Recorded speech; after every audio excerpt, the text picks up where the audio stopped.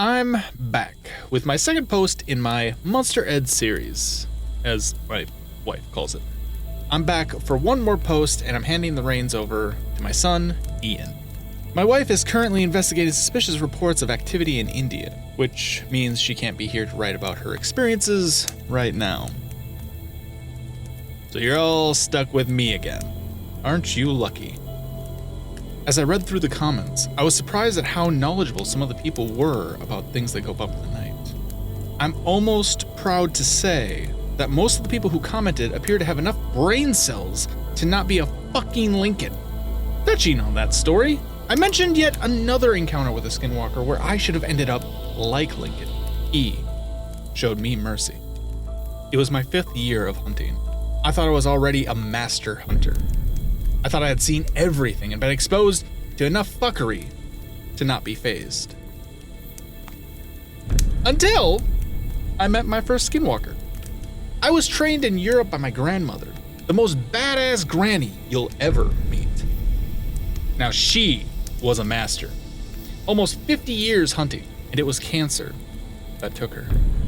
Arguably one of the worst monsters she ever faced. Now, grandmother was used to a more superstitious time. Nowadays, we love our monster media, top 10 lists, and monster movies. We fucking love it.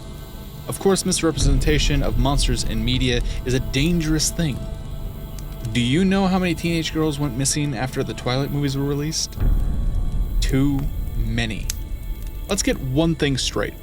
Werewolves aren't cuddly, and vampires don't fucking glitter. My point is, I thought I was tough shit after conquering Europe.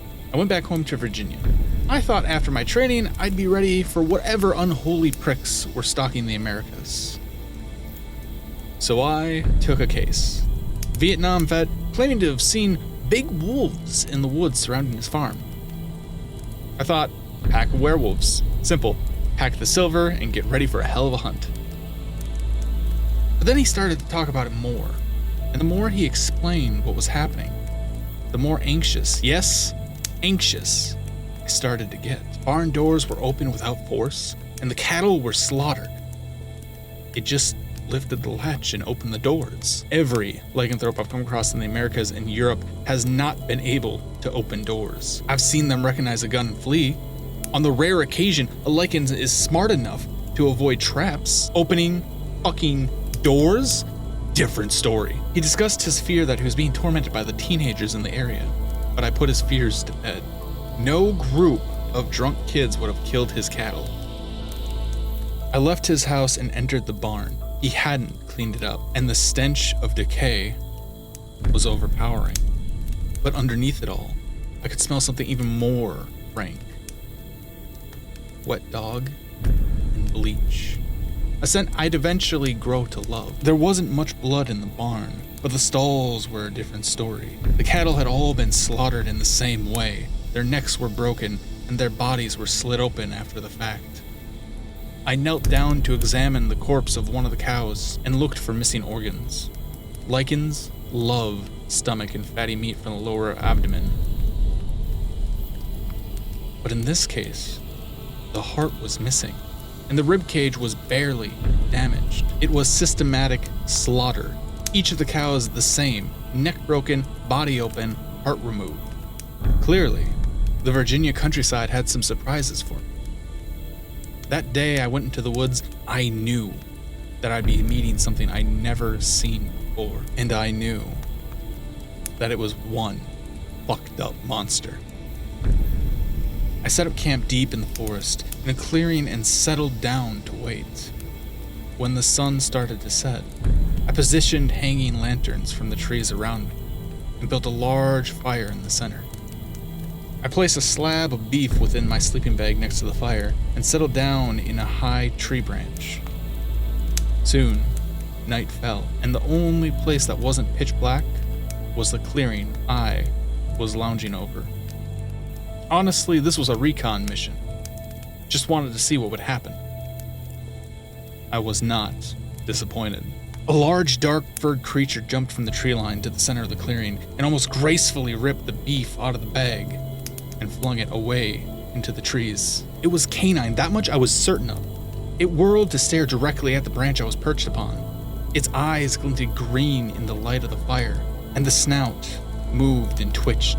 I could see the creature in startling detail, and it was not pretty. Up on the back, it was covered in fur, and it thickened up on the head and shoulders. The lower you got down the body, the less hair you found. Still, its eyes seemed to meet mine. Now, I'll be honest. This is a tried and true method for hunting lichens. Set up a trap and wait for it to spring it. However, it was not the tried and true method for hunting skinwalkers. It could smell me from 100 yards away, and this one was intelligent enough to know what a human stank like. Still, I remained steady and calm. It knew I was there, but I would just take it down. I reached for my crossbow and hesitated. It hadn't attacked me. It was fucking ugly, but it didn't climb the tree and rip me down from my branch. If I reached for a weapon, it surely would. This was its encounter now. I did something fucking stupid. Never do what I did, ever. I dropped out of the tree to face the skinwalker on the ground. Immediately, it lowered onto all fours, snarling. I clutched my crossbow and aimed it for the skinwalker, snarling myself. We locked eyes and held our positions in that firelit clearing for what felt like an age. I had seen what this thing did to the cattle. If it was the same beast, it would have no trouble taking the bolt to the chest and tearing me in two. But while I was squaring off with the thing, I saw that its eyes were not the amber of a lichen, or the dead white of a wendigo. They were a gentle green, and it showed an emotion I knew all too well. Fear. That's when it clicked. This thing was a fucking person. I dropped my crossbow and raised my hands in surrender. I kicked it away to my right. The skinwalker slowly rose on two legs and looked me over. I was practically shitting myself. This was not what my grandma taught me. She taught me to kill on sight. Well, now, this monster, the thing that had me at its mercy, wasn't killing me on sight. Talk about fucking irony. Can you understand me? I asked cautiously. My only response was a twitch of the ear. The skinwalker suddenly snarled, and out of the darkness surrounding the clearing came a blood-curdling shriek. A smaller skinwalker, a tan blur, leapt from the trees and attacked the monster, rolling into the fire. Sparks flew and both beasts roared in pain. I rolled to the side and snatched my crossbow from the grass, trying to understand what the fuck was going on. Blood flew and the tan monster tore at its opponent's stomach with its powerful back legs. I realized that this was the beast that had slaughtered the cattle. I took aim with my crossbow and fired into the heap of monster. It struck the smaller skinwalker, and it leapt away, hissing. I was horrified. This thing was furious and covered in blood. It seemed to have 6 small breasts going down the chest, suggesting a female. Only now I know how rare that really is.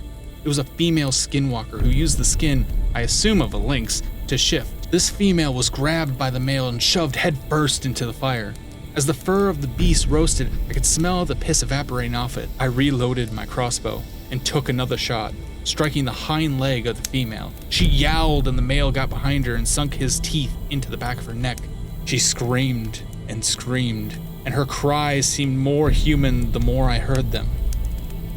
Eventually, there was enough pressure on her neck that with a resounding crunch, the female was still. The male fell backwards, torso and arm torn and bleeding. He looked at me, and I looked at him. I guess he assumed I was going to kill him. I'll admit, after that display, I was really fucking tempted. But I had finished my job. Well, technically. The skinwalker had, but still, I didn't have to stay there. I turned and left the male to lick his wounds. I haven't heard anything else from that area since. Maybe one day you'll find me again, and we'll have a nice reunion. Or maybe we'll both try to kill each other. If the years have hardened him like they have me, probably the latter.